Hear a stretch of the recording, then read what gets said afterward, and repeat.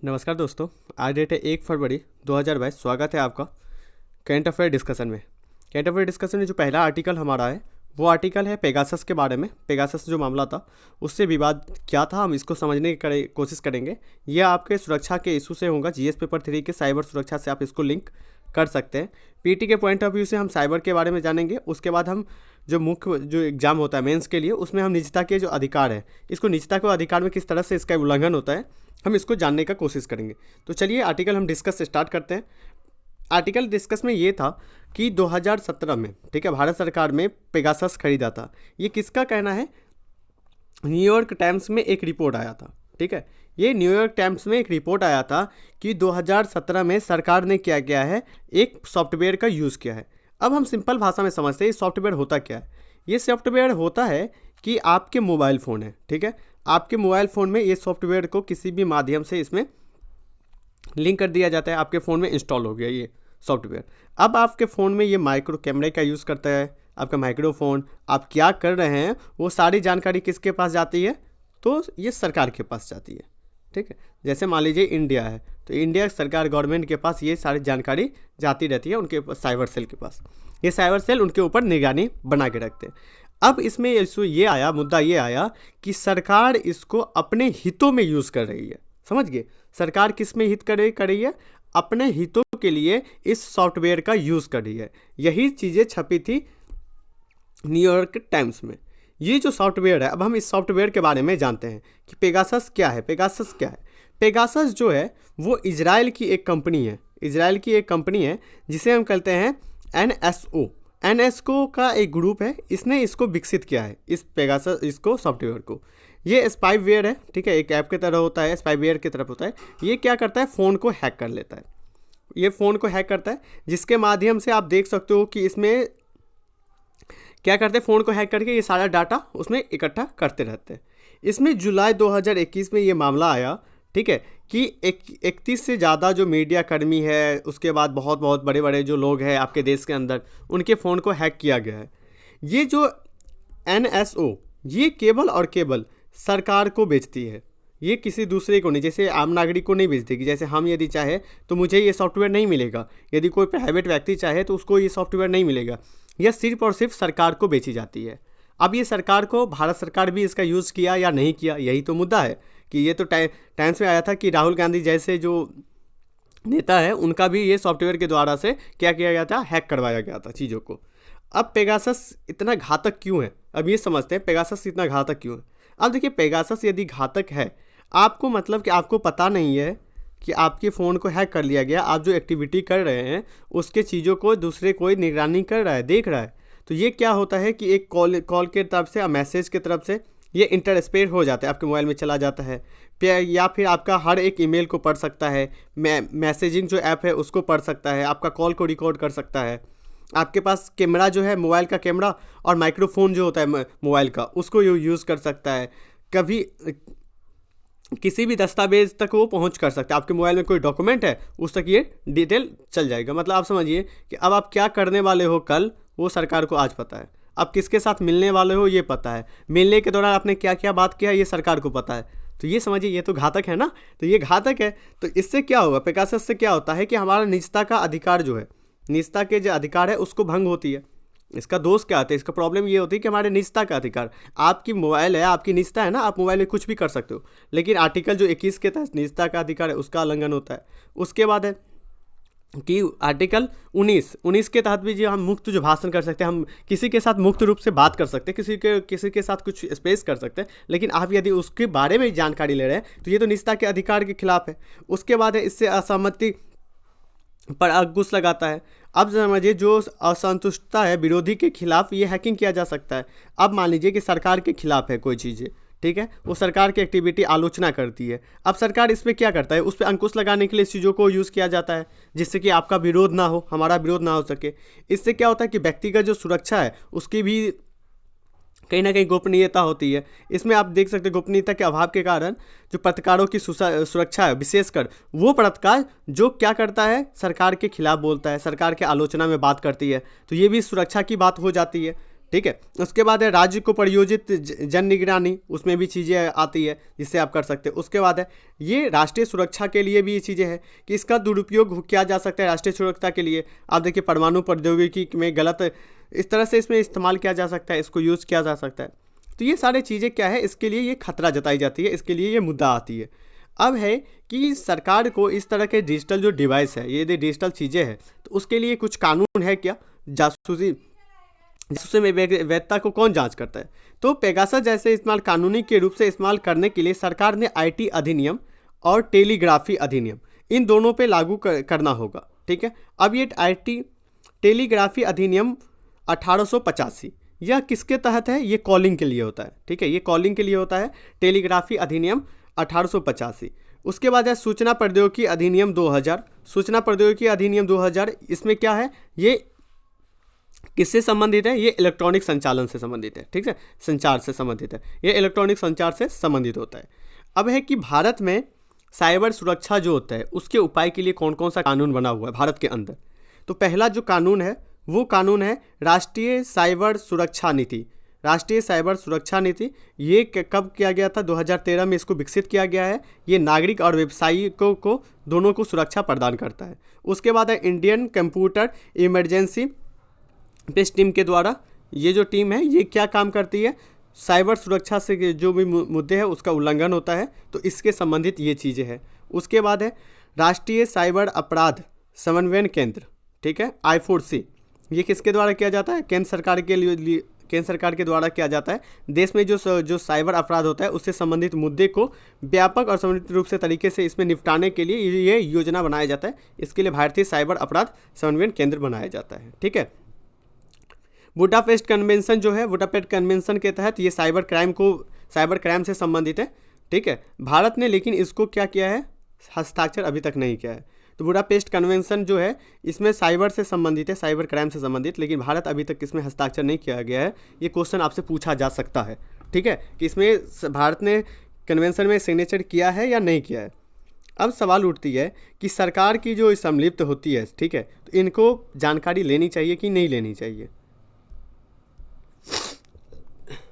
और यदि हैक करती है सरकार तो ज़रूर सरकार के ऊपर उनसे एक सवाल पूछना चाहिए कि या इस चीज़ों को करने की क्या ज़रूरत है।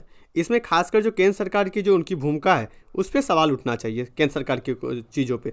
तो इसी को मामला को कहाँ पहुँचाया गया था? सुप्रीम कोर्ट में। ये मामला अभी सुप्रीम कोर्ट में है पेगासस से संबंधित। ठीक है, आगे की राह क्या होनी चाहिए? आगे की राह यही है कि हम अब क्या है कि अधिक रूप से डिजिटलीकरण की तरफ जा रहे हैं। भारत डिजिटल बन रहा है ना, तो अधिक रूपों से जब आप डिजिटलीकरण जाएंगे तो डिजिटल डिवाइसों की सुरक्षा बहुत ही ज़रूरी है। ठीक है, उपयोगिता के लिए इसकी सुरक्षा की आवश्यकता है। इन चीज़ों के लेके आप देख सकते हैं। ठीक है, उच्च स्तरीय जांच कमेटी की ज़रूरत है और जांच कमेटी को बहाल करने की ज़रूरत है। ठीक है, तात्कालिक बहाल करें जिससे कि आपको क्या हो, पारदर्शिता आ सके और जनता को और लोगों को एक चीज़ें पता चले कि आपके पास जो डिवाइस है आपकी सुरक्षा प्रदान है। नहीं तो लोग भी ना डर डर के अपना फ़ोन यूज़ करेंगे। शायद मैं किसी से बात कर रहा हूँ, कोई तो सुन तो नहीं रहा है ना, मैं कोई मैसेज भेज रहा हूँ, कोई तो देख नहीं रहा है। अब समझिए आपका कोई प्राइवेट मैसेज है, आप उसके बारे में बात करते हैं जो जिसके खिलाफ बात कर रहे हो, अब वही वो आपका मैसेज रीड कर रहा है, तो समझिए कैसा होगा, हाउ टू फील। आप फील करके देखिए। ठीक है, उसके बाद समान रूप से ये क्या है, न्यायिक निरक्षरता की आवश्यकता है। इसमें न्यायालय को अपनी चीज़ों को लेके जांच करनी चाहिए। ये ऑफकोर्स न्यायालय को लेके ही इसमें होनी चाहिए कि हर एक पक्ष की बात को सुन के किया जा सकता है। निष्कर्ष में ये चीज़ें बताई जाती है कि भारत ना प्रत्येक जो स्वीकार करना चाहिए राष्ट्रीय सुरक्षा, ठीक है, सुरक्षा के लिए अब प्रत्येक भारतीयों की जो स्मार्टफोन है उनको सुरक्षा भी शुरू करनी चाहिए। आपकी सुरक्षा मोबाइल फ़ोन है तो सरकार को भी इसको, खासकर जो आर्टिकल हमारा जो निजता का अधिकार है उसको तो बहाल करने की, फंडामेंटल राइट बहाल करने की तो सरकार को करना ही पड़ेगा, क्योंकि हमारा जो जनता का फंडामेंटल राइट है उसको तो आप तो बहाल करिए। उससे क्या नागरिकों को अधिकारों का उल्लंघन नहीं होगा और उल्लंघन की ज़रूरत नहीं है, क्योंकि हमें आगे जाके हम बहुत हमारा आगे जब हम डिजिटल इंडिया, न्यू इंडिया की बात करते हैं तो वहाँ पे तो हर चीज़ें डिजिटल ही हो गया। अब पेमेंट सिस्टम भी डिजिटल हो रहा है, तो साइबर जो रिलेटेड चीज़ें हैं तो सरकार को क्या करना चाहिए, स्ट्रॉन्ग भी करना चाहिए। और साइबर से प्राइवेसी को लेके जो चीज़ें हैं वो सरकार को कानून भी बनाने की ज़रूरत है। तो ये हमने पहला आर्टिकल डिस्कस किया। चलते हैं हम नेक्स्ट आर्टिकल की ओर। नेक्स्ट आर्टिकल जो हमारा है वो आर्टिकल है रेपो रेट नॉर्मलाइजेशन क्या है। ठीक है, रेपो रेट, ओके। ये आपको भारतीय अर्थव्यवस्था से आप इसको लिंक कर सकते हैं।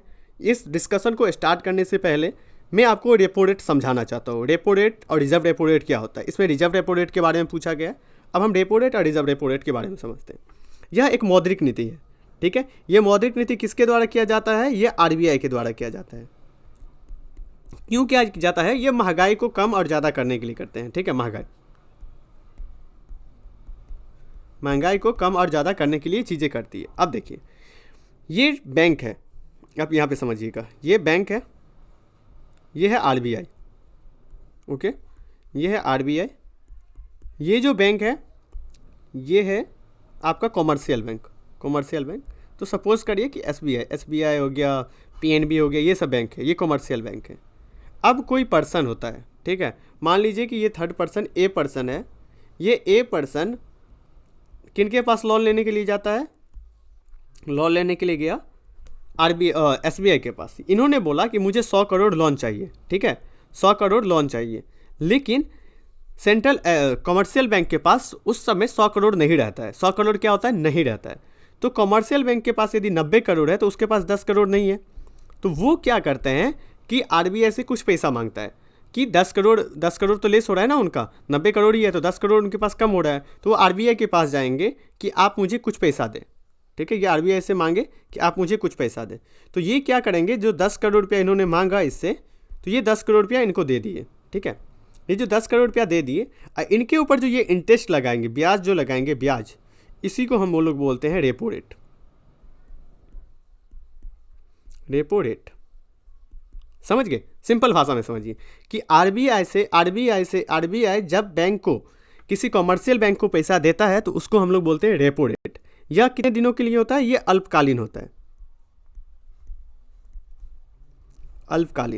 अल्पकालीन का मतलब क्या होगा, 90 दिन या 90 दिन से कम, ठीक है, 90 दिन या 90 दिन से कम। तो ये अल्पकालीन लोन होता है। उसी तरीके से, उसी सीक्वेंस में अब समझिए, इस केस में क्या था, केस 1 था जिसमें रेपो रेट हमने देखा। अब केस नंबर 2 में आते हैं। ये हो गया आरबीआई, ये हो गया एसबीआई। अब किस में क्या है कि एसबीआई मतलब कॉमर्शियल बैंक से कौन पैसा मांगेगा, सेंट्रल बैंक मांगेगा कि आप मुझे लोन के लिए कुछ पैसा दें, ठीक है। मान लेते हैं कि 10 करोड़ या 100 करोड़ रुपया मुझे दे। अब ये बैंक क्या करती है, इस बैंक को पैसा देती है, 100 करोड़ रुपया बैंक को पैसा दे दी। तो ये जो बैंक ने पैसा दिया, इसके ऊपर जो इंटरेस्ट लगेगा उसको हम लोग बोलते हैं रिवर्स रेपो रेट, ठीक है, रिवर्स रेपो रेट। समझ गया आपने कि उल्टा हो रहा है। पहले टर्म में क्या है कि सेंट्रल बैंक और आरबीआई पैसा ले रही है, किससे, इनसे। इसमें क्या है कि वो चीज़ें रिवर्स हो रही है, राइट। तो इन चीज़ों को लेके हमने देखा तो किया जाता है। अब फिर एक चीज़ समझिए कि आप बोलेंगे कि सर ये आरबीआई बैंक लोन क्यों लेती है, वो चीज़ें हम आगे देखेंगे। अब ये इनको देना इसलिए पसंद करती है कि मान लीजिए कि कोई दूसरा पर्सन, थर्ड पर्सन को हम लोन देते हैं, वो पर्सन लेके चला गया, भाग गया, तो बैंक का तो एनपीए हो जाएगा, इसलिए ये बैंक क्या करते हैं कि आरबीआई को दे देते हैं, क्योंकि आरबीआई तो कहीं जाने वाला नहीं है, ये तो बैंकों का बैंक है, बैंकों का पापा है, ठीक है। तो ये तो कहीं जाने वाला है नहीं, तो इस रेट पे जो दिया जाता है उसको रिवर्स रेपो रेट। ये भी क्या होता है, अल्पकाल के लिए होता है, अल्पकालीन होता है। याद करिए, आपको याद आ गया होगा कि ये भी 90 या 90 दिन से कम के लिए लोन दिया जाता है, ठीक है। 90 या 90 दिनों से कम के लिए ये लोन दिया जाता है। अब आपने समझ गए होंगे इस स्टोरी के बारे में, ठीक है।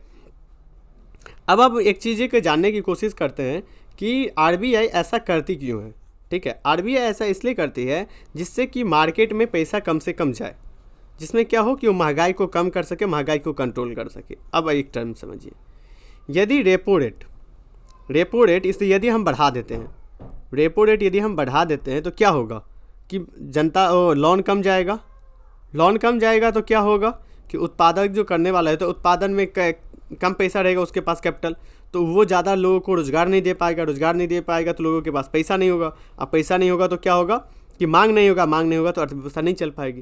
तो यही चीज़ है। अब देखते हैं कि ये, अब हम आर्टिकल की ओर आते हैं समझाने के बाद, ठीक है। तो ये जो मौद्रिक नीति है, उनका जो समीकरण किया जाता है इनके द्वारा, वो किस तरीके से किया जाता है, ठीक है। ये इनका किया जाता है 2 तरीके से। एक है कि मौद्रिक नीति, हमने जो मौद्रिक नीति में बताया, मौद्रिक नीति में जो होता है वो होता है CRR, SLR, repo rate, reverse repo rate.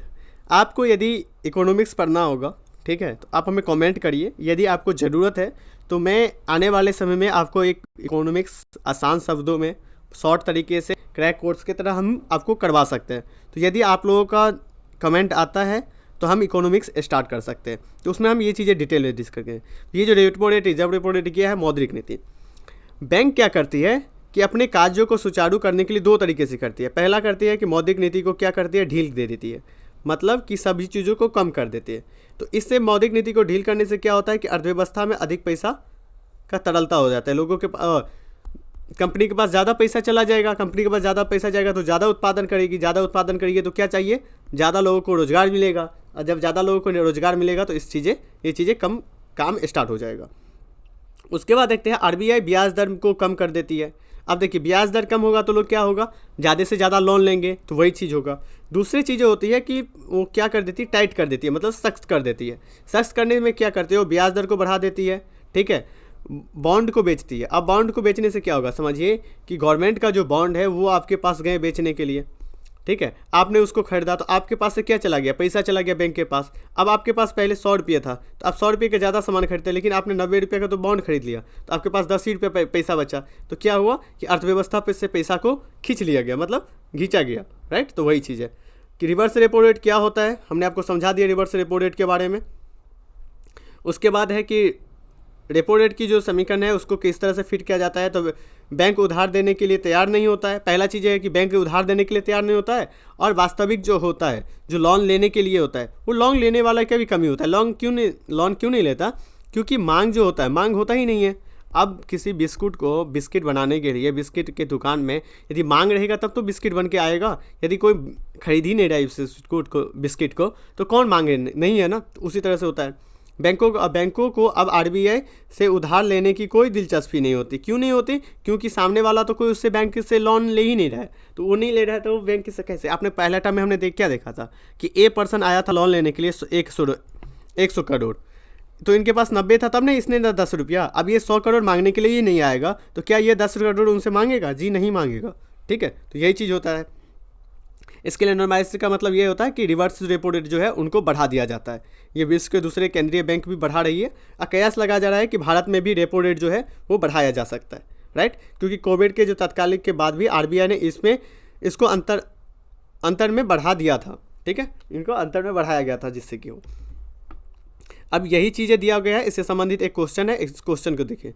यदि आरबीआई वास्तविकवाद को, मतलब जो उनका मौद्रिक नीति है, अपनाने का फैसला करता है तो निम्नलिखित में से क्या होगा, ठीक है, विस्तारवाद का।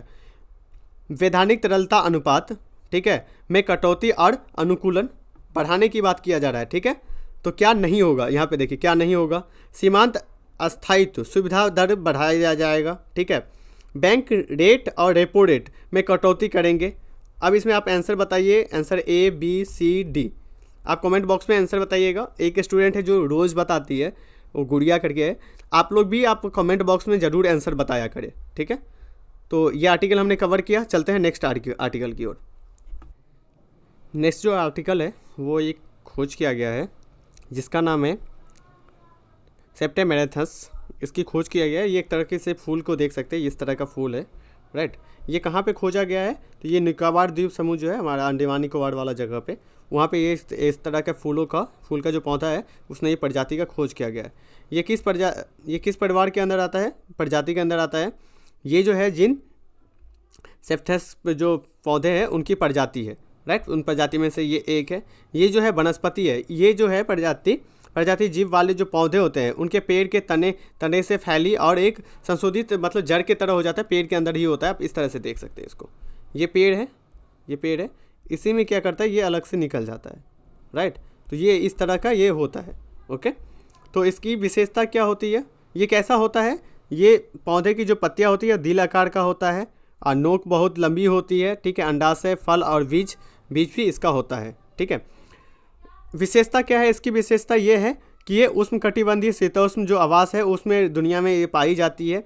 इनकी जो पारिस्थितिकी है वो विकृति विज्ञान और चिकित्सा महत्वपूर्ण है इनका, ठीक है। चिकित्सा के लिए बहुत महत्वपूर्ण हो जाता है। और उसके साथ साथ ये जो एक महत्वपूर्ण भूमिका निभाती है मितव्ययी पक्षियाँ जो होती है, मितव्ययी पक्षियाँ, उनके फल के भोजन के रूप में ये काम आती है, ठीक है। तो इस तरह का यूपीएससी क्वेश्चन पूछते आइए कि किसी चीज़ों का डिस्कवरी किया गया है, तो इनको आप याद रखेंगे। तो इस चीज़ों के लिए आपने एक हाल ही में क्वेश्चन 2019 में पूछा गया था। क्वेश्चन ये था कि हाल में हमारे देशों में जो हिमालय जो बिछुआ है, ठीक है, के महत्व के बारे में जागरूकता बढ़ रही है, क्योंकि यह किसका एक अस्थाई स्रोत पाया जाता है, अस्थाई स्रोत पाया जाता है। तो मनरेगा रोधी दवा के लिए, ठीक है, जैव डीजल के लिए, कागज उद्योग के लिए और कपड़ा फाइबर के लिए। तो इसका भी आप आंसर बताइएगा। 2 क्वेश्चन हो गया आज के लिए, पहला क्वेश्चन, ये दूसरा क्वेश्चन। तो इस तरह के क्वेश्चन आ जाते हैं, तो इसलिए हमने इसमें आपको बताया कि क्या चीज़ है। चलिए नेक्स्ट आर्टिकल की ओर चलते हैं। नेक्स्ट आर्टिकल जो हमारा है वो है भारत और ओमान के संबंध के बारे में। ये न्यूज़ में इसलिए है क्योंकि ओमान के जो रक्षा अधिकारी है वो भारत के दौरे पर आने वाले हैं, तो इसीलिए ये चर्चा में आई। तो सबसे पहले हम ओमान का मैप देखते हैं, ओमान है कहाँ पे। देखिए ये जो है ये ओमान है, राइट, ये ओमान है। इसका जो बाउंड्री लगता है, ये देखिए आप यहाँ पे देख सकते हैं, संयुक्त अरब अमीरात के साथ लगते हैं, सऊदी अरब के साथ लगते हैं और यमन के साथ लगते हैं। तो ये इनके बाउंड्री लगता है। और ये आप देख सकते हो अरबियन सी जो है और गल्फ़ ऑफ ओमान जो है, ओमान की खाड़ी, और यहाँ पे अरबियन सी। तो इसलिए ये बहुत ही इंपॉर्टेंट लोकेशन है यहाँ के लिए, ठीक है। तो ये भारत के साथ इसका अधिकार रूप से है, तो अधिकारी रूप से अब मीटिंग होने वाले थे, इसीलिए चर्चा में आई। तो हम चीज़ें समझने की कोशिश करते हैं। पहले हम इसकी पृष्ठभूमि को देखते हैं कि भारत और ओमान के संबंध में क्या पृष्ठभूमि है।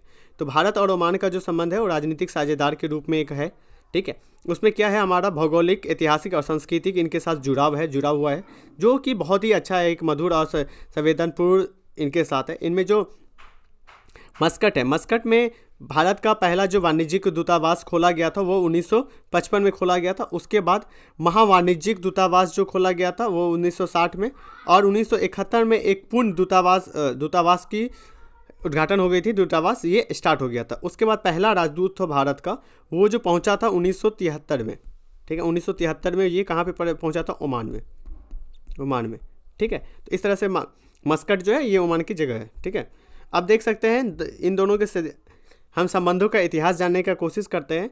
इनके जो सुल्तान काबूस बिन सैयद अल सैद, ठीक है, ये जो थे इनके जो शासक थे, इनका भारत के साथ एक अच्छा मित्रता था।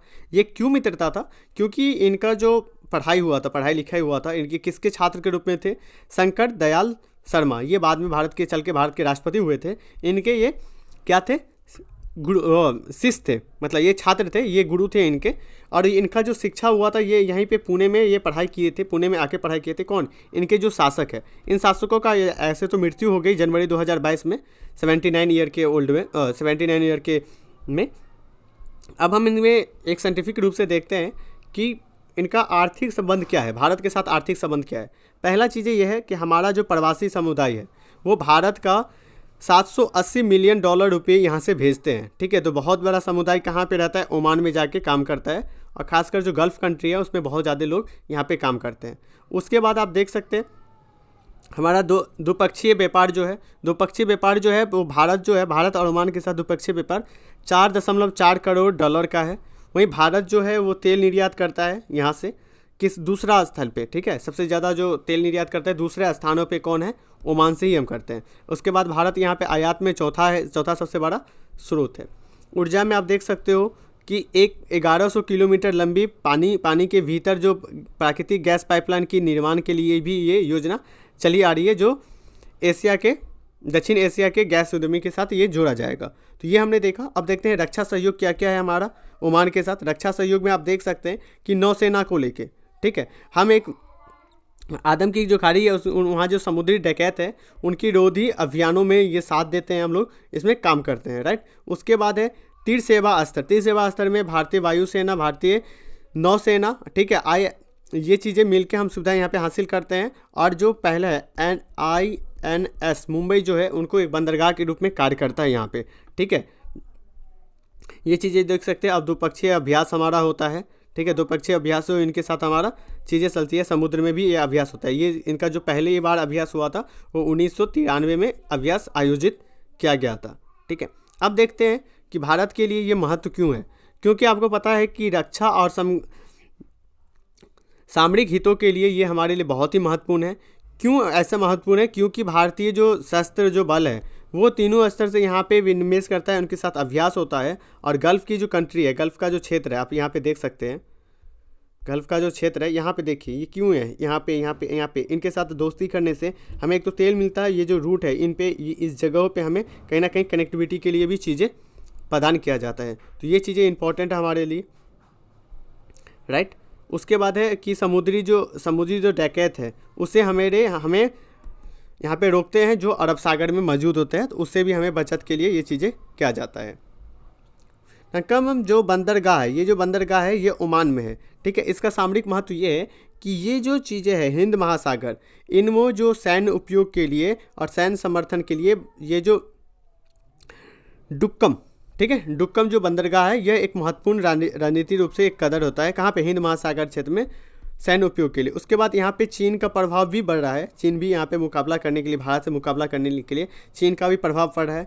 यह क्या है? यह जो डुक्कम बंदरगाह है यह ईरान के चाबहार बंदरगाह के निकट ही है, आसपास ही है, तो इसलिए भी ये इंपॉर्टेंट हो जाता है। उसके बाद ये जो है पश्चिमी अरब और हमलावर जो भारत ने इसमें यहाँ पे क्या किया है कि हमलावर पानडुब्बियों को भी तैनात किया है, कहाँ पे? अरब सागर में, पश्चिमी अरब के आसपास, ठीक है। संबंधों में बाधा कहाँ पे है? बाधा हमारे यहाँ पे चुनौतियाँ क्या क्या है? चुनौतियाँ में सबसे ज़्यादा जो चैलेंजेस है वो है कि ओमान और चीन का जो रिलेशन बढ़ रहा है, चीन का जो चीज़ें चल रहा है उससे संबंधित है, क्योंकि चीन जो है वो सबसे ज़्यादा जो तेल मंगाता है वो यहीं से मंगाता है, इसी देशों से मंगाता है। तेल का पहुंच सबसे पहला जगह इनका यही है, तो इसलिए इनकी जो घनिष्ठता है, दोस्ती, वो बढ़ते जा रही है।